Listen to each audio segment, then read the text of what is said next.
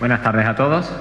Como el tiempo pues, es el que es, y me parece que este formato también es muy dinámico y es importante pues, ir al grano, simplemente agradecer a la organización pues, la deferencia que ha tenido para que estemos hoy aquí presentando esta idea, simplemente el conocimiento del patrimonio, en la que lo que intentamos hacer es una visión del patrimonio a través de lo que serían los estudios universitarios, la institución académica a la que represento, en la que formo parte, que es en este caso la Universidad de Cádiz, y los retos que tiene la sociedad del siglo XXI.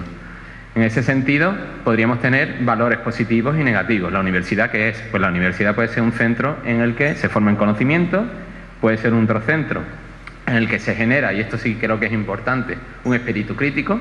Es decir, debemos de ser una sociedad crítica con respecto a todos los establecimientos que haya, y desde el conocimiento se puede generar este conocimiento crítico. Y por otro lado, en cualquier disciplina profesional debemos tener un método, y ese método pues, se puede desarrollar a través de lo que sería la familiarización del mismo, a través de el reglamento, ¿no?, del conocimiento que realizamos. Pero, sin embargo, pues tenemos también una serie de aspectos que pueden ser tachados hacia cierta universidad, que pueden ser negativos, como la necesidad que existe actualmente, y no me quiero referir a casos que han aparecido en los medios de comunicación hace escasas semanas, o los que pueden venir, en los que parece ser que la sociedad, incluso en todos los estratos sociales, pues hay una necesidad de títulos. Y entonces, bueno, se acude a la universidad porque hay una necesidad de títulos, aunque no haya necesario para desarrollarse, pero se necesita, ¿no?, como algo en ese currículum, ¿no?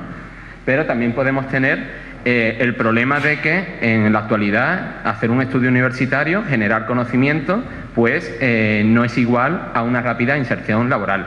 Y por otro lado, pues también se le achaca a la universidad el problema o la problemática de que donde realmente una persona coge experiencia es trabajando. No se crea entonces, parece que existe un distanciamiento entre lo que sería el conocimiento que se puede generar en la universidad y lo que es el ejemplo práctico que existe en el día a día, en el trabajo cotidiano. Con lo cual hay un problema de creación de perfiles. Así que tenemos pues una balanza en la que tenemos aspectos positivos, pero también muchas críticas. Para eso, ¿qué es lo que intentamos hacer desde la Universidad de Cádiz? Y en concreto, pues los estudios reglados que existen, y en este caso como profesor de arqueología, en los que el área de arqueología pues trabaja. Tenemos estudios de grado, estudios de posgrado, para posteriormente pues salir a que el alumnado pues salga a la calle a trabajar, ya sea en el posgrado pues con títulos de máster o incluso llegando a hacer una tesis doctoral. En este sentido, por ejemplo, se oferta en el grado de Humanidades, pues se oferta un módulo que es cierto que es optativo, es una de las líneas de inserción laboral que se hace. Esto cambió desde la licenciatura a cuando se pasa al grado, y tenemos una serie de créditos en los que, fíjense, pues tenemos desde teoría de la cultura, patrimonio arqueológico, también se trata la museología y la museografía, planificación, gestión territorial, gestión del patrimonio etnográfico, etc. En el grado de historia, sin embargo, la inserción del área de arqueología, aunque parezca un contrasentido, es menor, y simplemente tenemos una asignatura que es Introducción a la Arqueología, en primero, muy básica, de un semestre. Posteriormente tenemos obligatoria, porque está también a nivel nacional, Epigrafía y Numismática, que para nosotros ahora en patrimonio pues casi no nos viene, más allá de tener un conocimiento pues de las ciencias, ¿no?, y en este caso de lo que sería la epigrafía y la numismática. Y por otro lado, como refuerzo, el que la quiera, pues tiene Historia y Patrimonio y Historia Marítima. Vinculada esa Historia Marítima a lo que sí ahora es importante, que serían los másteres en Cádiz. Cádiz y la Universidad de Cádiz, con la Fundación CEIMAR, con el Campus de Excelencia del Mar, se ha intentado vincular directamente al potencial que existe en la zona gaditana, que es el aprovechamiento de los recursos del mar, vivir al mar, adaptarse al mar. Y en ese sentido, pues tenemos ese máster en Patrimonio, Arqueología e Historia Marítima, con módulos comunes, con asignaturas también que damos pues, de patrimonio y fuentes textuales, historia y patrimonio, etcétera. También tenemos módulos específicos, ya aquí el alumno se forma en arqueología y se forma en algo que creo que es importante, sobre todo para este sector, para este público que es el de gestión del patrimonio cultural. Yo creo que hay que profesionalizarlo, y entonces desde la universidad intentamos, pues con 72 profesores, algunos de la propia de la universidad, pero otros muchos, profesores que son externos, que vienen y son profesionales de sus distintas ramas y que vienen a dar clases y formar a los alumnos en gestión de ese patrimonio. con temas pues de todas formas, ¿no? Como por ejemplo ese de la protección, el tema de la legislación o incluso pues otros temas. Y por otro lado, también me parece en este caso interesante el módulo de aplicación, en el que tiene dos vertientes. La persona que quiere hacer la tesis doctoral se va al seminario de investigación, y la persona que se quiere insertar en lo que sería el mundo laboral, pues hacemos las prácticas de empresa. Aquí sí me gustaría, después lo vamos a ver, pues hacer hincapié. Existe, muchos de ustedes son profesionales del sector del turismo patrimonial, y entonces existen, me consta que hay algunos que sí realizan prácticas con la universidad, pero hay un servicio de prácticas externas, no ya solo el de ICALO, sino de prácticas externas académicas, en las que se pueden desarrollar el profesorado y empezar a trabajar, con lo cual si no lo conocen, pues después podemos trabajar y dar información al respecto. No solo está ese máster, sino que tenemos otros másteres más, y este yo creo que es un máster que también nos parece que es bastante importante, que es el de dirección turística. Es un máster que se hace en Jerez y que dentro de esa versión tiene un módulo específico, que es el módulo de gestión integral del patrimonio histórico, del que yo soy coordinador de ese módulo, y en el que sin embargo me llevo la del sinsabor. Yo no sé por qué, pero del alumnado, últimamente el alumnado que me llega es el alumnado que viene o de Erasmus o que viene de otras zonas, pero el personal, el alumno potente, a lo mejor que te viene de Jerez o de la comarca o incluso de otras zonas de Andalucía, que viene a formarse a este máster, se va a los otros módulos, al de dirección turística y en algo al de turismo enológico, el que quiera dedicarse, ¿no?, pues al tema de vitivinícola. Pero el de gestión, que esto es un módulo que no tiene otros másteres de dirección turística a nivel nacional, sin embargo, no tiene tanta demanda. Es algo que me choca, sobre todo cuando en esta provincia, si esto se puso, es porque, como hoy hay una razón de ser aquí, hay un interés y hay una necesidad de crear una industria, ¿no?, a través de lo que sería el turismo cultural.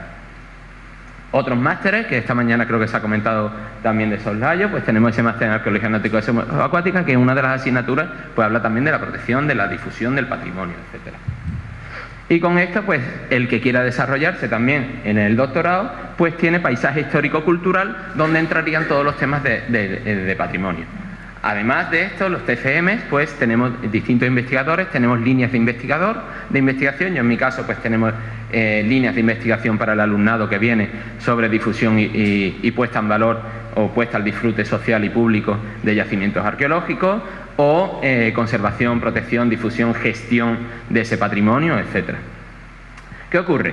Que en arqueología o en patrimonio son trabajos que necesitan, son ciencias que necesitan práctica, y sin embargo en la universidad no tiene esa posibilidad de salir al aula. Salimos puntualmente, a veces salimos, pero no es del todo día, y es necesario. Para crear un arqueólogo, para crear una persona que es un gestor del patrimonio, necesitamos salir del aula.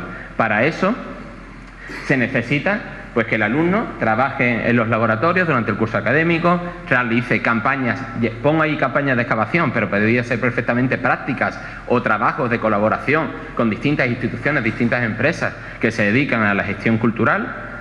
También desarrollar prácticas curriculares que están ya regladas, esto ha sido un avance, o por otro lado, pues otro tipo de prácticas como las prácticas Ícaro, que acercan a la realidad laboral y en ocasiones al alumno le favorece mucho más que a lo mejor cualquier clase teórica que haya dentro del aula.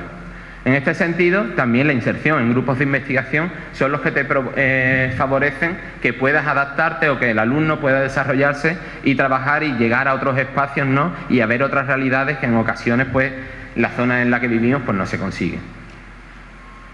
Y por último, lo que sí, aquí lo pongo en relación a la arqueología, pero puede ser en todas las ramas, cuando como tutor profesional, tutor académico de las prácticas, hacia los tutores profesionales, lo que pedimos cuando tenemos esas reuniones es que el alumno no se convierta en una mano de obra no especializada, que vea todas las fases del trabajo, que desarrolle todo el quehacer diario, desde la gestión, desde la taquilla, desde lo que serían las estadísticas, desde todo, no simplemente dejarlo en un punto y que dé una visita guiada a algún sitio, no, sino que tenemos que desarrollar para que ese alumno se vaya formando en lo que sería todo. Entonces, en este caso, bueno, pues puede realizar todo este tipo de cuestiones en el ámbito de la arqueología o en cualquier otro. Entonces, bueno, Llevamos, por ejemplo, en mi caso, llevamos ya 7 años siendo tutores de prácticas de alumnos, desde empresas que son de arqueología, empresas que son de gestión de cultural, empresas que son específicas solo de patrimonio arqueológico o también en instituciones públicas. Y la verdad es que hay no hay una homogeneidad en cuanto a que muchas veces es dependiendo de la figura del tutor profesional lo que desarrolla el alumno, ¿no? Entonces, bueno, no está todavía, se tiene que ir desarrollando. Lo que sí es importante también es ver qué es lo que quiere, la visión de nosotros hacia el alumno.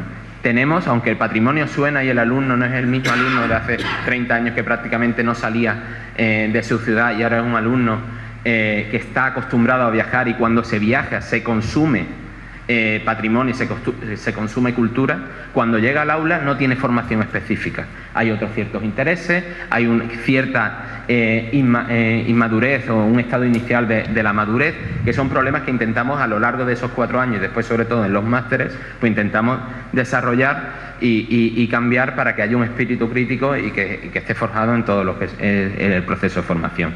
Con esto, ¿hacia dónde debe dirigirse el futuro? Pues yo podría haber traído distintos ejemplos. Voy a traer un ejemplo de cómo el conocimiento desde la universidad cambia un producto tangible y físico, pero lo voy a hacer desde 2 vertientes. Y os pongo aquí el ejemplo de un proyecto en el que yo colaboro, en el que el IP, el investigador principal, y ya con esto termino, es Darío Bernal Casasola, que es catedrático de la universidad, junto con Víctor Palacio, que también es de tecnología de los alimentos. Ya vemos ahí que hay en la universidad ya no se trabaja de manera unipersonal, sino que somos equipos, y no solo equipos de arqueólogos, sino que somos equipos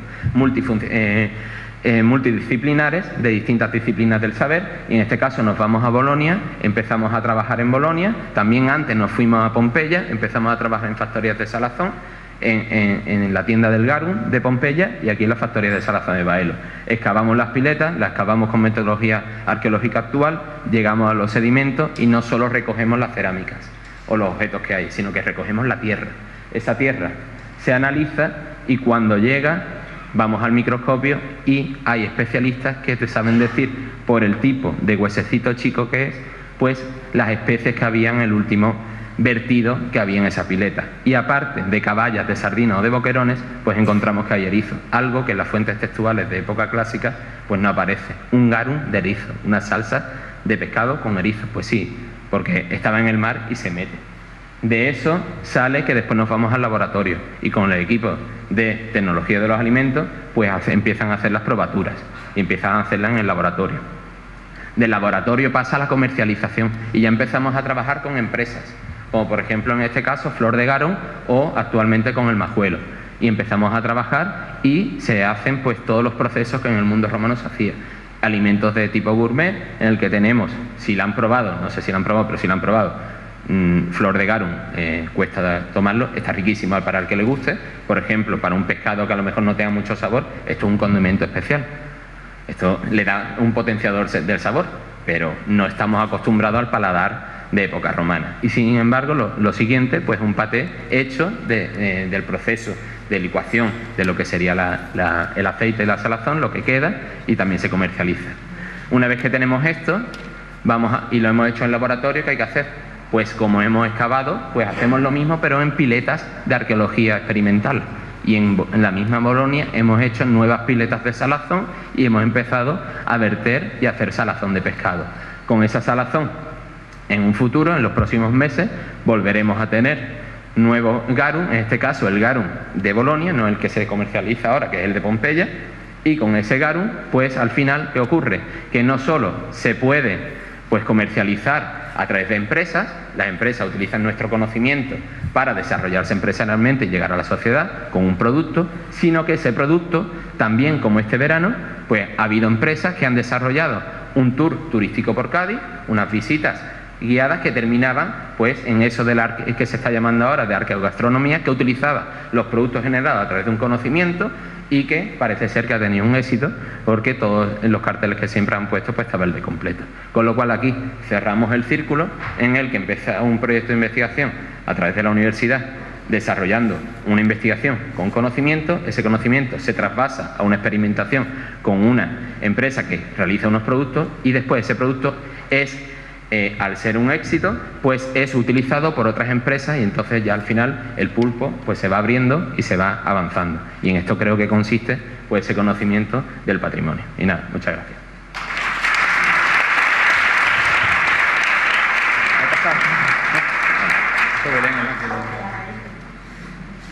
Bien, muchas gracias. Pasamos a la segunda. Os animo, como esta mañana, a quedaros con algunos detalles para que después se conviertan en preguntas y reflexiones. Pasamos a rehabilitación del patrimonio. En este caso es doble la ponencia, la van a compartir don Miguel Ramos, responsable de rehabilitación de la Casa de las Cuatro Torres en Cádiz, con don Carlos Quevedo, arquitecto de rehabilitación del Castillo de Matrera en Villamartín. Adelante.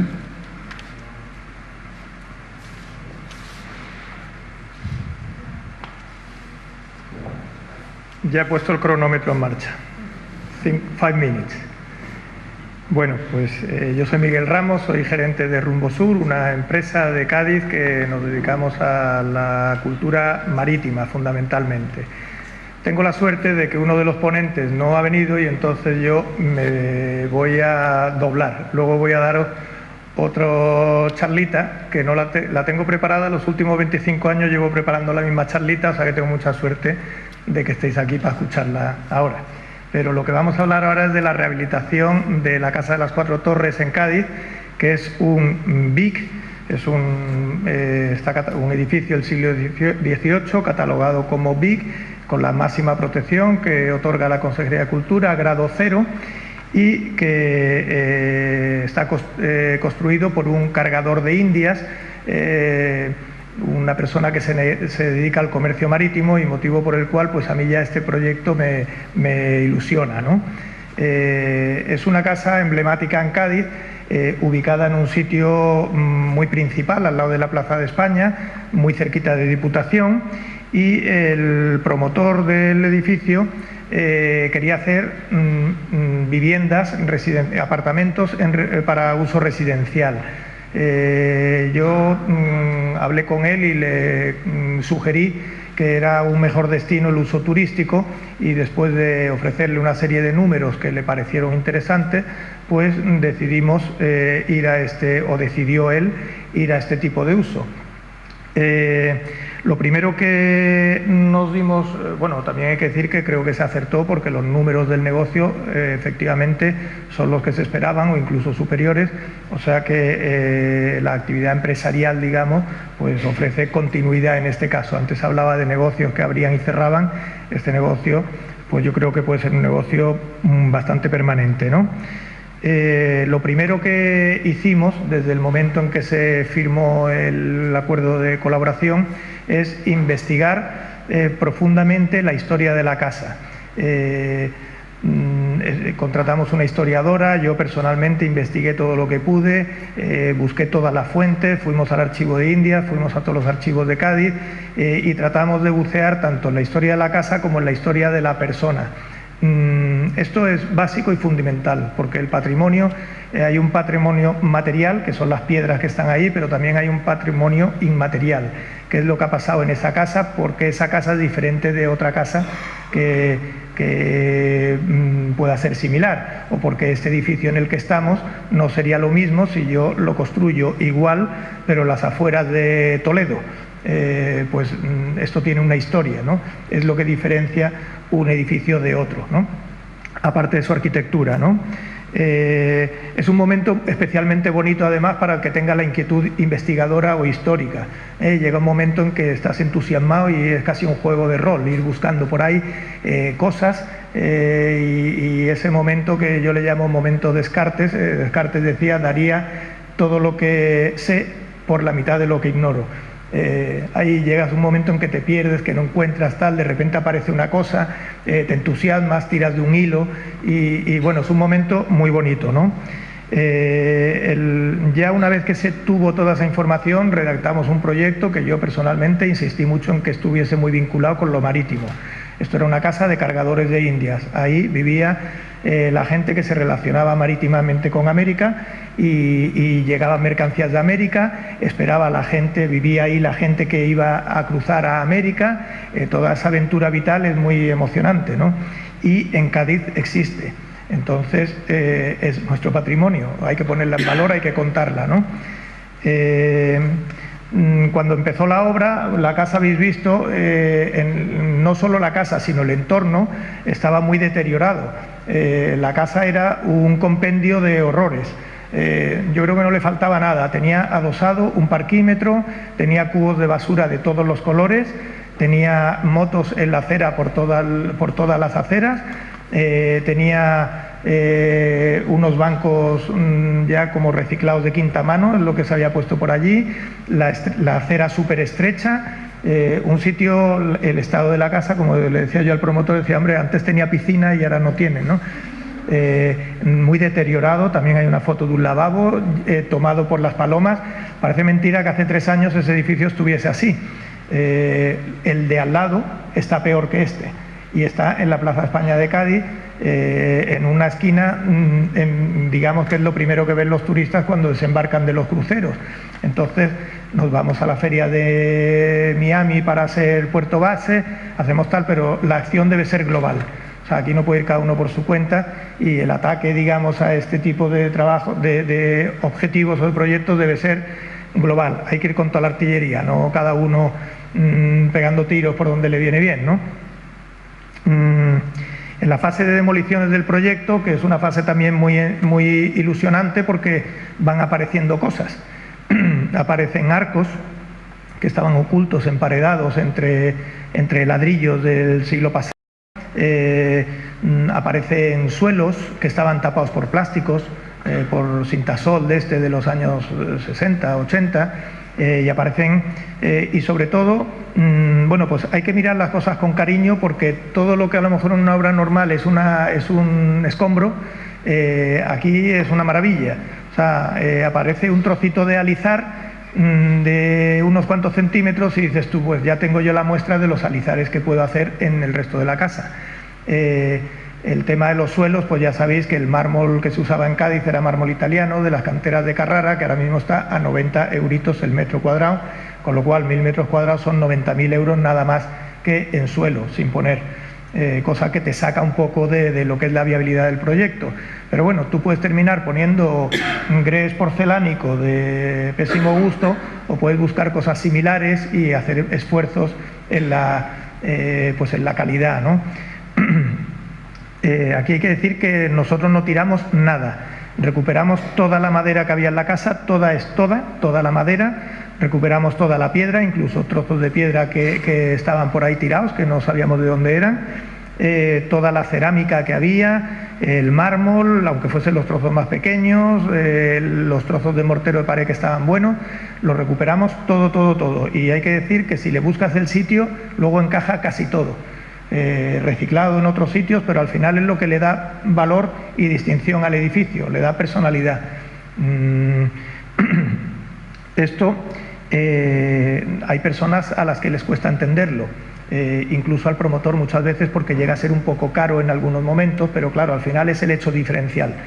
Tú puedes poner unas ventanas encargadas a un carpintero, 200 ventanas iguales, o puedes coger de las 200 puertas y ventanas que ahora no valen para nada porque no cumplen con los criterios de ignífugos de tal y cual, y decir, bueno, pues con esta ventana voy a hacer un espejo, con esta voy a hacer una mesa, con esta voy a hacer una claraboya o un lucernario para un cuarto de baño, y al final se recicla todo, ¿no? Desde el primer momento empezamos a trabajar con el ayuntamiento para pedirle que adecentase la plaza, porque evidentemente no podía funcionar un hotel de calidad en un entorno como el que había. El ayuntamiento estaba pensando en otras cosas porque había elecciones y bueno, hasta que no pasaron las elecciones estuvimos en tierra de nadie. Todo el que tenga una empresa aquí sabe lo que es mandar 200 veces la misma carta a distintos tíos de distintos organismos que muchas veces... bueno, pues una cosa es el discurso político, otra es la realidad que está en la calle. Dice, bueno, o sea, que viene aquí el emprendedurismo, no sé cuánto, los empresarios, no sé qué, soy la flor de tal, el futuro de la ciudad. Y dice, aquí yo me puedo arreglar la calle, tío, no me cuentes más rollo que tal. Bueno, pues os cuento, por ejemplo, como anécdota, una anécdota simpática. nos exigieron el soterramiento de los cables que cubrían la fachada. Se van acumulando los cables de la luz de los años 60 con los del año 80, con los del año 2000, Telefónica, Vodafone, Yastel, Gas Andalucía, el otro allí había un manojo que no veas. Te piden que lo quites y te dan un listado en el ayuntamiento de empresas que tienen servicios afectados con las que tú te tienes que poner en contacto. La mitad de esas empresas son municipales: Aguas de Cádiz, Eléctrica de Cádiz, Vía Pública, Policía, tal. Y bueno, macho, a este le podía preguntar tú, que está en tu casa, ¿no? Pero bueno, tú te dan el fax, cosa que es de pandereta. Yo le dije, oiga, ¿puedo mandar un email? Porque fax ya no tenemos. Sí, claro, mándales un email, ahí lo llevas, búscate el email y lo das, ¿no?